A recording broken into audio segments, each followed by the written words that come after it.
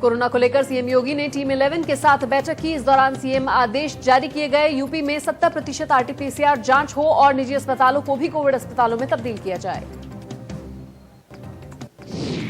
Corona के बढ़ते संक्रमण को लेकर प्रदेश सरकार ने बड़ा आदेश जारी किया है। प्रशासन की ओर से मंडियों को खोलने का समय सुबह 7 बजे से शाम 7 बजे तक निर्धारित किया गया है। वहीं धार्मिक स्थलों पर एक साथ 5 लोगों की एंट्री पर पाबंदी लगाई गई। प्रदेश में बढ़ते कोरोना संक्रमण को लेकर सीएम योगी आदित्यनाथ ने आज शाम मंत्रिमंडल की बैठक बुलाई है। बैठक में कोरोना से निपटने के लिए कई बड़े फैसले लिए जा सकते हैं। लखनऊ सीएम योगी आदित्यनाथ कई बड़ी बैठक में शिरकत करेंगे।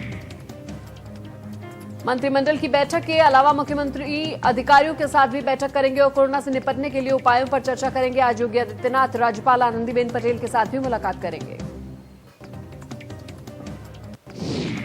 लखनऊ में कोरोना गाइडलाइन जमकर धज्जियां उड़ाई जा रही हैं। कोरोना गाइडलाइन का पालन न करते हुए सैकड़ों श्रद्धालु हर रोज चंद्रिका देवी मंदिर पहुंच रहे हैं। मंदिर प्रशासन की ओर से भी कई इंतजाम नहीं किए गए।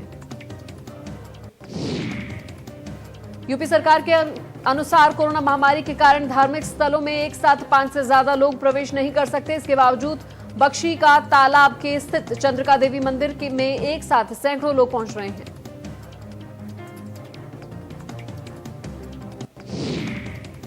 गाजियाबाद के इंदिरापुरम में लोगों का भैंसा बुग्गी लेकर निकाले और टूटी हुई सड़कों के खिलाफ विरोध प्रदर्शन किया। लोगों का कहना है कि पिछले लंबे समय से इलाके में सड़क नहीं है।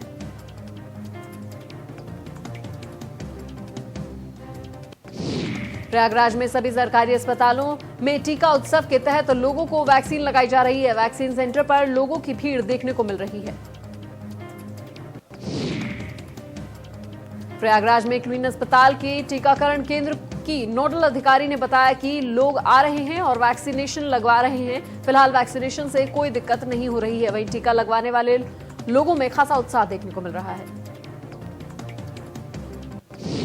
जौनपुर के सिरकोनी थाना इलाके में कार और ई रिक्शा में टक्कर हो गई। हादसे में 3 लोगों की मौत हो गई। 2 लोग गंभीर रूप से घायल हो गए। घायलों को जिला अस्पताल में भर्ती कराया गया। घटना के बाद गुस्साए ग्रामीणों ने करीब 1 घंटे तक सड़क को जाम किया, जिससे लखनऊ वाराणसी जौनपुर राष्ट्रीय राजमार्ग बाधित हो गया। पुलिस ने शव को पोस्टमार्टम के लिए भिजवा दिया है और मामले की जांच में जुटी।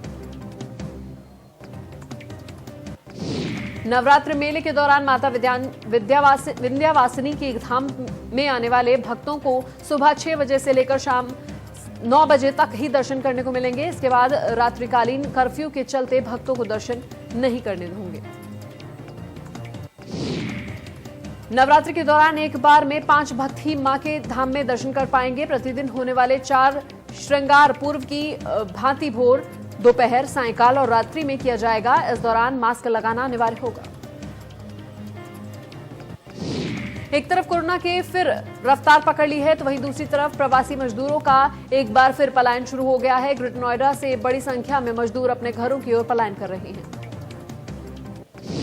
पलायन कर रहे मजदूरों का कहना है कि अब वो कभी नोएडा लौटकर नहीं आएंगे, क्योंकि यहां पर कोरोना पैर पसारता हुआ नजर आ रहा है।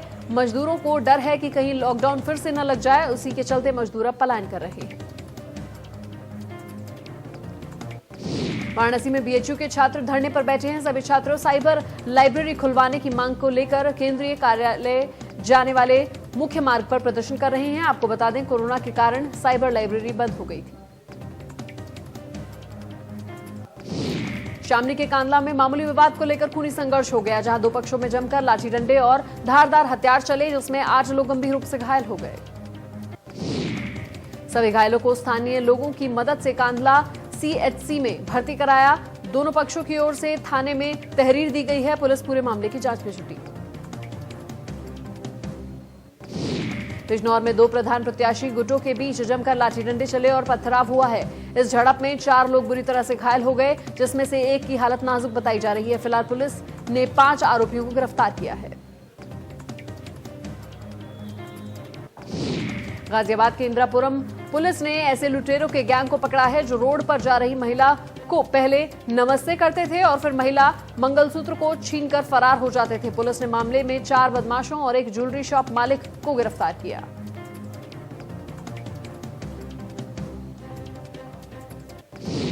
दिल्ली से गैंग एनसीआर में आता था और रोजाना 8 घंटे सुनसान इलाकों में जाकर महिलाओं पर नजर रखता था। जो भी महिला महंगे मंगलसूत्र या सोने के चेन पहनकर जा रही होती थी, उसके साथ ये बदमाश लूट की वारदात को अंजाम देते थे।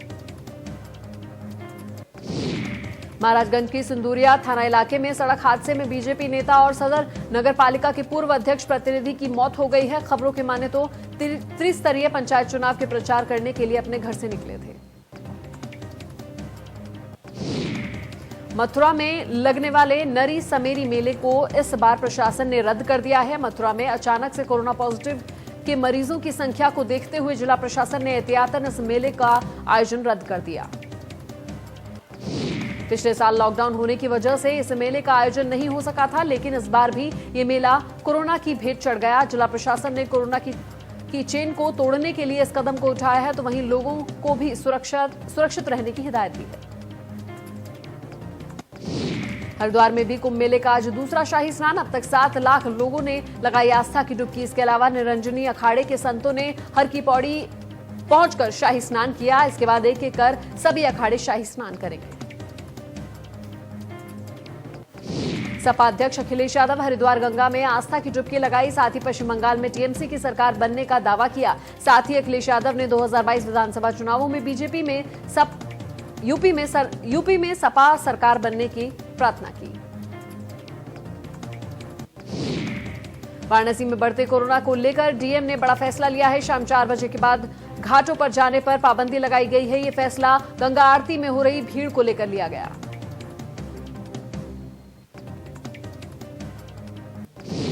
देश में कोरोना संक्रमण की रफ्तार बेकाबू। पिछले 24 घंटे में 1,70,000 नए केस। कोरोना के चलते 900 लोगों की मौत हुई है। एक्टिव केसेस की संख्या 11,95,000 के पार। प्रदेश में कोरोना के 71,241 एक्टिव मामले। पिछले 24 घंटे में 15,353 नए मामले सामने आए। लखनऊ में लगातार बढ़ रहा कोरोना। केंद्रीय मंत्री संजीव बालियान कोरोना पॉजिटिव। दिल्ली स्थित अपने सरकारी आवास पर खुद को किया आइसोलेट। संजीव बालियान ने खुद सोशल मीडिया पर दी जानकारी।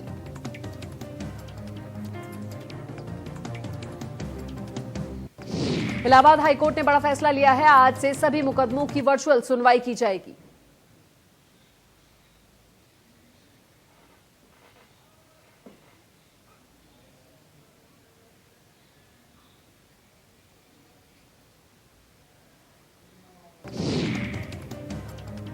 गाजीपुर पुलिस ने एक महिला की हत्या के आरोपी को गिरफ्तार किया है। मामला नूनहरा थाना क्षेत्र का है, जहां महिला का अर्धनग्न अवस्था में पाया गया शव।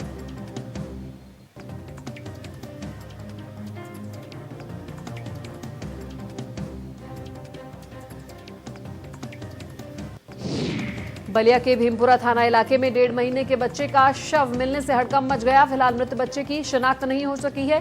पुलिस ने शव को कब्जे में लेकर पोस्टमार्टम के लिए भेज दिया है।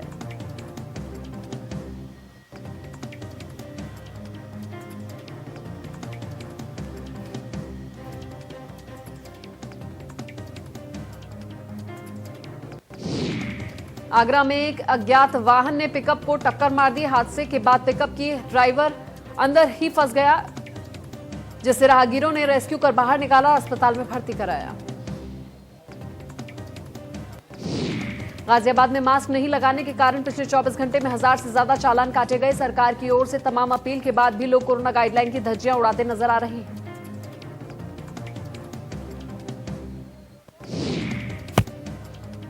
मुजफ्फरनगर से एक महिला का आत्महत्या का वीडियो वायरल हो रहा है। इस वीडियो में महिला पंखे पर लटक कर आत्महत्या करती दिखाई दे रही है। वहीं मृतक महिला के परिजनों ने ससुराल वालों पर हत्या का आरोप लगाया है।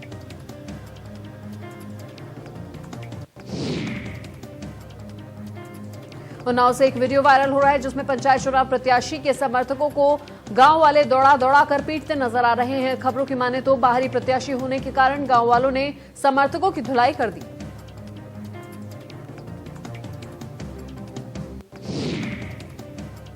इटावा में दिल्ली हावड़ा रेलवे ट्रैक पर माइनर का पानी भर जाने से पटरियां डूब गई, जिसके कारण रेलवे पर यातायात प्रभावित हो गया। जिसके बाद ट्रक ने कॉशन लगाकर धीमी गति से ट्रेन को रवाना किया। मुरादाबाद में नाइट कर्फ्यू के समय बदलने से लोग परेशान नजर आ रहे हैं। दरअसल कर्फ्यू लगने से पहले लोगों ने घर जाने की जल्दी के कारण लंबा जाम लग रहा है, जिसके चलते जिलाधिकारी ने कर्फ्यू का समय बदलकर रात 10 बजे कर दिया है। बाराबंकी पुलिस ने एक तस्कर को गिरफ्तार करके उसके पास से करीब 300 ग्राम मॉर्फिन और तस्करी में प्रयोग किए जाने वाली एक बाइक बरामद की है। पकड़ी गई मॉर्फिन की कीमत करीब 1 करोड़ रुपए बताई जा रही है। शराब माफिया ने तस्करी का एक नया तरीका खोज निकाला है। बाराबंकी में एक एम्बुलेंस में मरीज की जगह शराब की अवैध तस्करी की जा रही है। बाराबंकी पुलिस ने 5 लाख कीमत की अवैध शराब और एम्बुलेंस को कब्जे में लिया। आगरा में यमुना में नहाने गए 3 युवक डूब गए, जिसमें से एक का शव बरामद कर लिया गया है, जबकि 2 की तलाश जारी है। पूरा मामला थाना इलाके का है।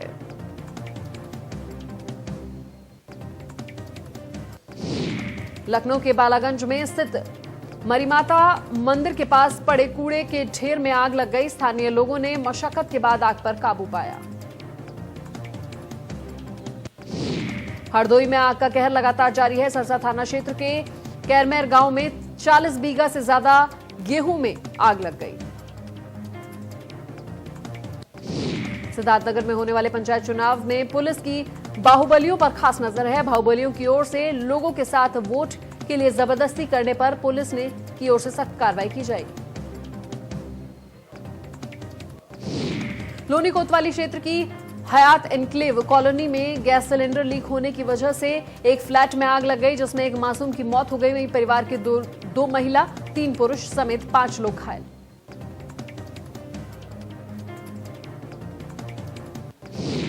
ललितपुर में आकाशीय बिजली की चपेट में आकर कई एकड़ गेहूं की फसल में आग लग गई। यह हादसा जखौरा थाना इलाके के नगवास का है।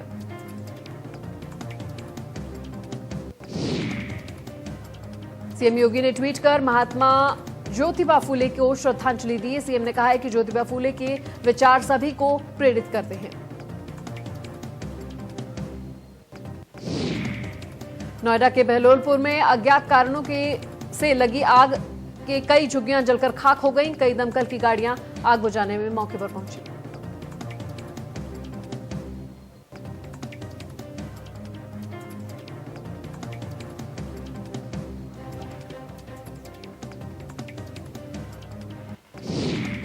गाजियाबाद में बीजेपी ने पूर्व जिला पंचायत अध्यक्ष समेत 4 लोगों को निष्कासित कर दिया है। जिलाध्यक्ष ने 6 सालों के लिए निष्कासित किया गया। बीजेपी प्रत्याशियों के खिलाफ लड़ रहे थे चारों।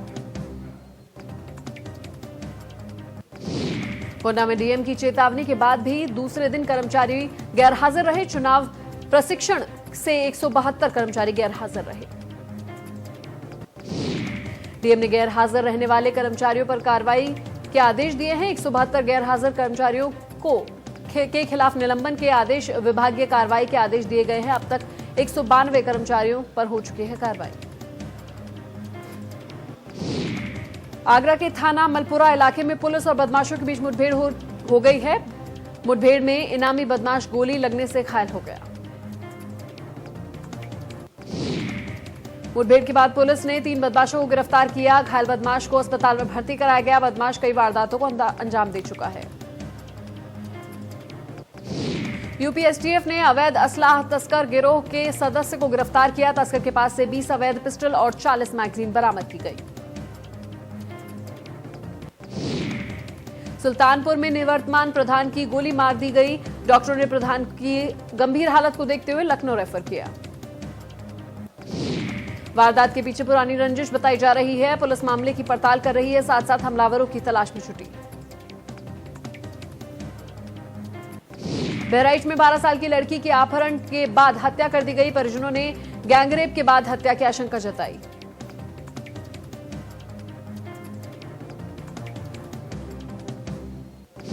सीतापुर में पुलिस हिरासत में युवक की मौत हो गई है। 2 दिन पहले युवक को पुलिस ने हिरासत में लिया था।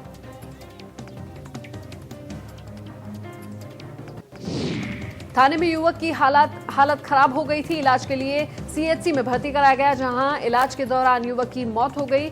युवक की मौत के बाद परिजनों ने हंगामा किया। शाहजहांपुर में मामूली विवाद में मरीज ने दूसरे मरीज की हत्या कर दी। बिस्तर पर लेटने को लेकर यह विवाद हुआ। पुलिस ने आरोपी मरीज को हिरासत में ले लिया। उन्नाव में वाहन चेकिंग के दौरान पुलिस ने एक बाइक सवार युवक को 77,000 के नकली नोटों के साथ गिरफ्तार किया। हरिद्वार में कुंभ मेले का आज दूसरा शाही स्नान। अब तक 7 लाख लोगों ने लगाई आस्था की डुबकी। इसके अलावा निरंजनी अखाड़े के संतों ने हर की पौड़ी पहुंचकर शाही स्नान किया। इसके बाद एक एक कर सभी अखाड़े शाही स्नान करेंगे।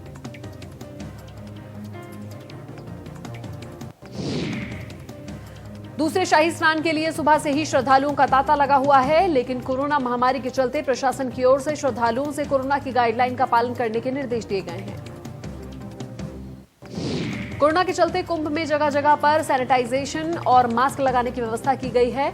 श्रद्धालुओं से सोशल डिस्टेंसिंग का पालन करने की अपील की गई। त्रिवेणी घाट पर जाम की समस्या पैदा न हो, इसके लिए घाट के पास बनी पार्किंग को खाली कराया गया। सपा अध्यक्ष अखिलेश यादव हरिद्वार गंगा में आस्था की डुबकी लगाई। साथ ही पश्चिम बंगाल में टीएमसी की सरकार बनने का दावा भी किया। साथ ही अखिलेश यादव ने 2022 विधानसभा चुनाव में यूपी में सपा सरकार बनने के लिए प्रार्थना की। उत्तराखंड के काशीपुर से लापता किशोरी को हरियाणा से बरामद कर लिया गया है। साथ ही पुलिस ने 2 लोगों को गिरफ्तार किया है। खबरों की माने तो किशोरी 4 अप्रैल को लापता हुई थी, जिसके बाद से पुलिस ने सीसीटीवी फुटेज की मदद से किशोरी को ढूंढ निकाला है।